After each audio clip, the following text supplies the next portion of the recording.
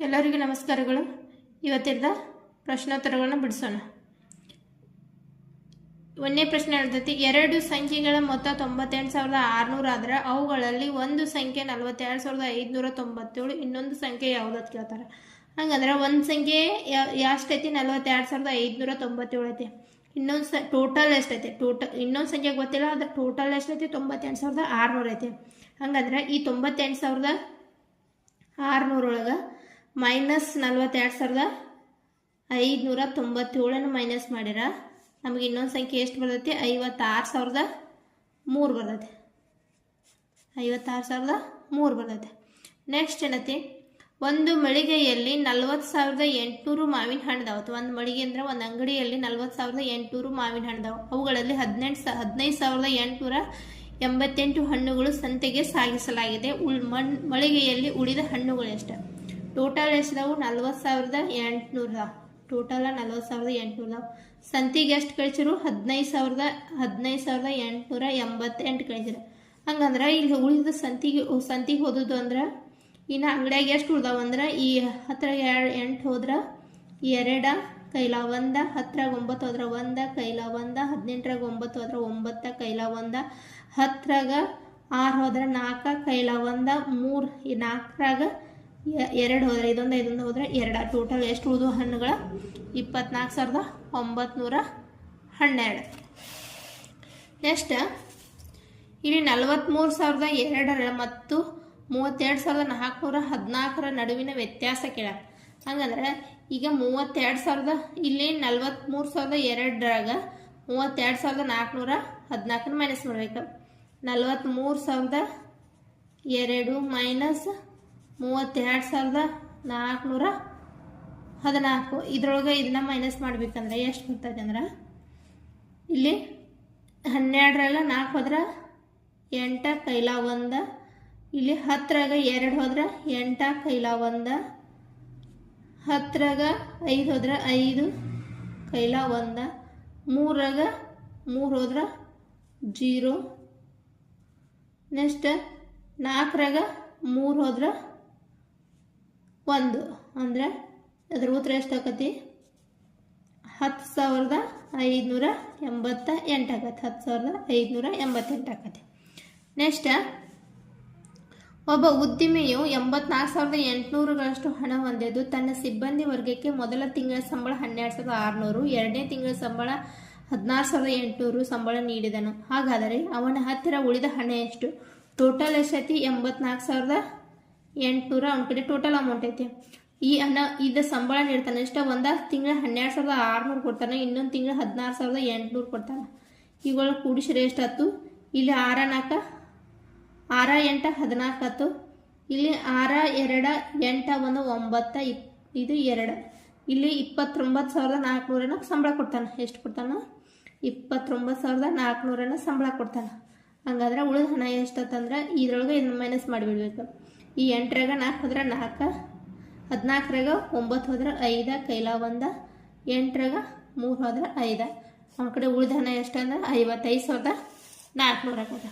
Next ಒಂದು ಕಾರ್ಖಾನೆಯ ಮೊದಲ ತಿಂಗಳ ಆದಾಯ 20,100, ಎರಡನೇ ತಿಂಗಳ ಆದಾಯ 30,908. ಅದರಲ್ಲಿ ಮೊದಲ ತಿಂಗಳ 8,000, ಎರಡನೇ ತಿಂಗಳ 14,199 ಉಳಿತಾಯವಾದರೆ ಎರಡನೇ ತಿಂಗಳಲ್ಲಿ ಆದ ಖರ್ಚು ಎಷ್ಟು? ಎರಡೂ ತಿಂಗಳಲ್ಲಿ ಆದ ಖರ್ಚು ಎಷ್ಟು ಅಂದ್ರೆ ಅವನ ಉಳಿತಾಯ ಕೊಟ್ಟಾರೆ ಎಷ್ಟಿಗೆವು? ಒಂದು ತಿಂಗಳ 8,000 ಆದಾಯ ಆಗೈತೆ, ಉಳಿತಾಯ ಆಗೈತೆ.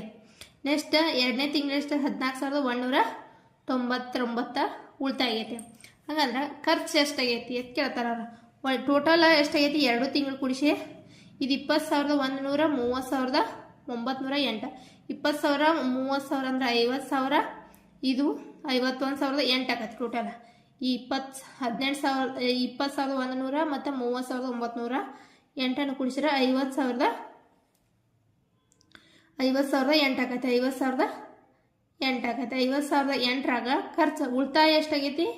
ಇಲ್ಲಿ 14,199 ಒಂದನೇ ತಿಂಗಳೈತಿ. ಇನ್ನೊಂದು ತಿಂಗಳು ಎಷ್ಟೈತಿ? 8,000 ಐತಿ.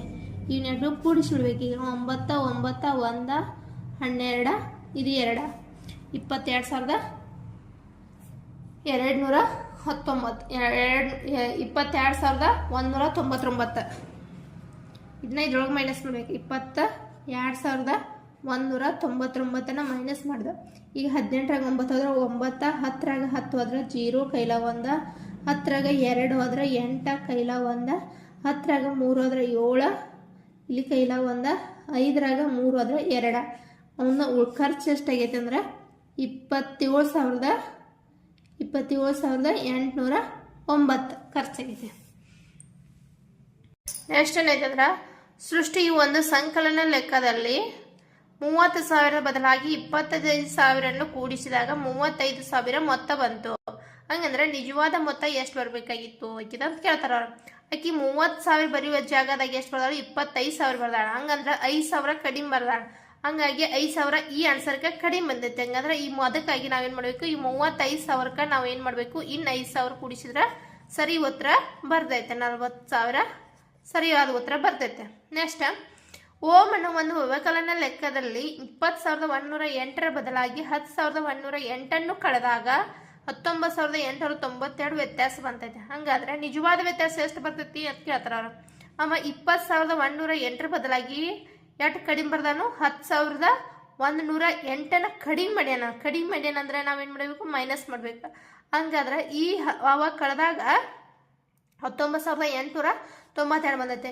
ಈ 19,892ರಾಗ ಎಷ್ಟು ಕಡಿಮೆ ಬರ್ದಾನಲ್ಲ ಅದನ್ನ ಇಲ್ಲೇನ್ ಮಾಡ್ಬೇಕು? ಮೈನಸ್ ಮಾಡ್ಬೇಕು. ಇಲ್ಲಿ ಕೂಡಿಸೋದಿತ್ತು, ಇಲ್ಲಿ ಏನೈತಿ? ಇಲ್ಲಿ ಮೈನಸ್ ಮಾಡೋದೈತಿ. ಹಂಗಾಗಿ ಇಲ್ಲಿ ಎಷ್ಟು ಕಡಿಮೆ ಬರ್ದಾನವ? 10,000 ಕಡಿಮೆ ಬರ್ದಾನ. 10,000 ಕಡಿಮೆ ಬರೆದ್ರೆ ಇಲ್ಲಿ ಎಷ್ಟು ಬರ್ತೈತಿ? 9,892 ಬರ್ತೈತಿ. ಸರಿ ಉತ್ತರ.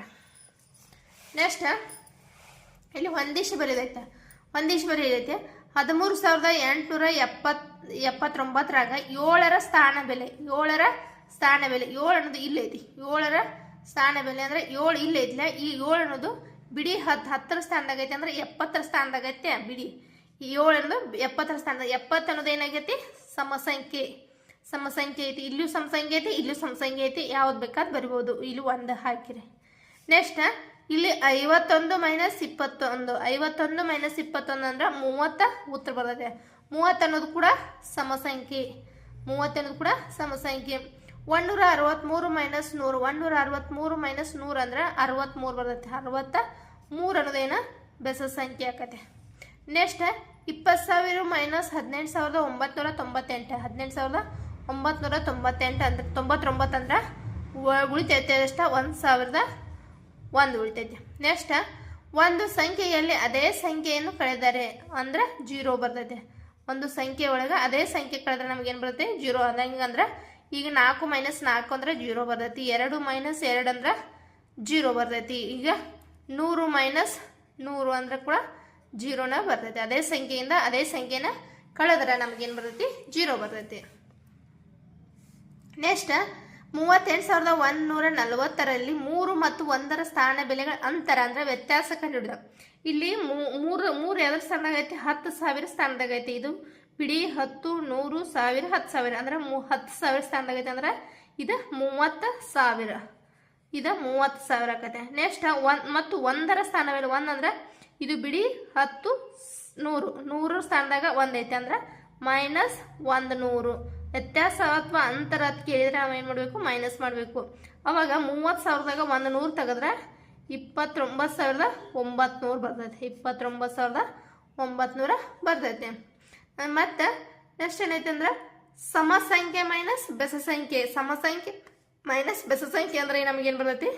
ಬೆಸ ಸಂಖ್ಯೆನ ಬರ್ತೈತೆ. ಅದು ಹೆಂಗಂದ್ರೆ ಈಗ ಸಮಸಂಖ್ಯೆ ಅಂದ್ರೆ 4 ಮೈನಸ್ 3 ಬರೆದ್ರೆ 1 ಬರ್ತೈತೆ. 1 ಅನ್ನೋದು ಬೆಸ ಸಂಖ್ಯೆ, 4 ಅನ್ನೋದು ಸಮಸಂಖ್ಯೆ.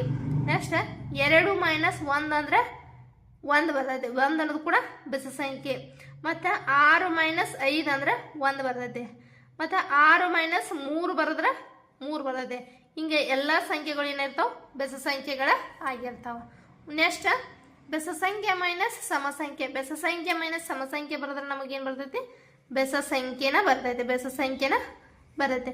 ಈಗ ಬೆಸ ಸಂಖ್ಯೆ ಅಂದ್ರೆ 5 ಮೈನಸ್ ಸಮಸಂಖ್ಯೆ 2. 5 ಮೈನಸ್ 3 2 ಅಂದ್ರೆ 3 ಬರ್ತೈತೆ. 3 ಅನ್ನೋದು ಕೂಡ ಬೆಸ ಸಂಖ್ಯೆ. ನೆಕ್ಸ್ಟ್ 6 ನೆಕ್ಸ್ಟ್ ಬೆಸ ಸಂಖ್ಯೆ 7 ಮೈನಸ್ 3. 7 ಮೈನಸ್ ಸಮಸಂಖ್ಯೆ ಬರಬೇಕಲ್ಲ, 7 ಮೈನಸ್ 4, 7 ಮೈನಸ್ 4 ಅಂದ್ರೆ 3 ಬರ್ತೈತೆ. 3 ಅನ್ನೋದು ಕೂಡ ಬೆಸ ಸಂಖ್ಯೆ.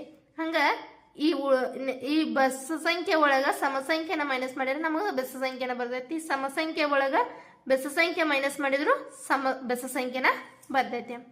ನೆಕ್ಸ್ಟ್, ಎರಡಂಕಿಯ ಒಂದು ಸಂಖ್ಯೆಯ ಅಂಕಿಗಳ ಮೊತ್ತ 9.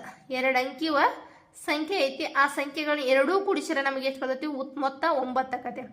ಆ ಸಂಖ್ಯೆಗೆ 9 ಕೂಡಿಸಿದರೆ ಆ ಸಂಖ್ಯೆಯ ಅಂಕಿಗಳು ಅದಲು ಬದಲಾಗುತ್ತವೆ. ಹಾಗಾದ್ರೆ ಆ ಸಂಖ್ಯೆ ಯಾವುದು? ಆ ಸಂಖ್ಯೆ ಯಾವುದಂದ್ರೆ ಈಗ 45 ಅಂತ ನಾವು ಹೇಳ್ತೀವಿ.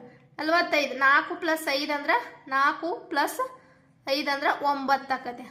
4 + 5 ಅಂದ್ರೆ 9 ಅನ್ನೋದು ಅದರ ಮೊತ್ತ ಬಂತ. ಆ ಸಂಖ್ಯೆಗೆ 9 ಕೂಡಿಸಿದರೆ ಆ ಸಂಖ್ಯೆ ಅಂದ್ರೆ ಈ ಸಂಖ್ಯೆಗೆ 9 ಕೂಡಿಸಿದರೆ ಎಷ್ಟಾಕತಿ? 54 ಆಕತಿ. ಈಗ 45 ಇದ್ದುದು 54 ಆತಂದ್ರೆ ಇಲ್ಲಿ 4 ಇದ್ದ ಜಾಗದಾಗ 5 ಬಂತು, 5 ಇದ್ದ ಜಾಗದಾಗ 4 ಬಂತು. ಹಾಗಾಗಿ ಅದರಲ್ಲೂ ಬದಲಾಗುತ್ತವೆ. ಆ ಸಂಖ್ಯೆ ಯಾವುದಂದ್ರೆ ಈ 45 ಅನ್ನೋದ ಸರಿ ಉತ್ತರ. ಒಂದು ವೇಳೆ 63 ತಗೊಂಡಿವಂದ್ರೆ 6 3 9 ಆಕತಿ. 6 3 9 ಆಕತಿ. ಈ ಸಂಖ್ಯೆಗೆ ಏನಂದಾರ ಅವ್ರ? ಈ ಸಂಖ್ಯೆಗೆ 9 ಕೂಡಿಸ್ಬೇಕಂದಾರ. ಈ +9 ಕೂಡಿಸಿದ್ರೆ ಎಷ್ಟಾಕತಿ? ಅದ 72 ಆಕತಿ. 72 ಆದಾಗ 63 ಇದ್ದದ್ದು 36 ಆದ್ರೆ ಸರಿ ಆಕಿದೆ. ಬಟ್ ಅದೇನಾಕತಿ? 72 ಆಕತಿ. ಹಾಗಾಗಿ ಇದು ಅದಲ್ ಬದಾದ್ರೆ ಸರಿ ಹೊಂದೋದಿಲ್ಲ. ಹಾಗಾಗಿ ಅದು ತಪ್ಪಾಕತಿ.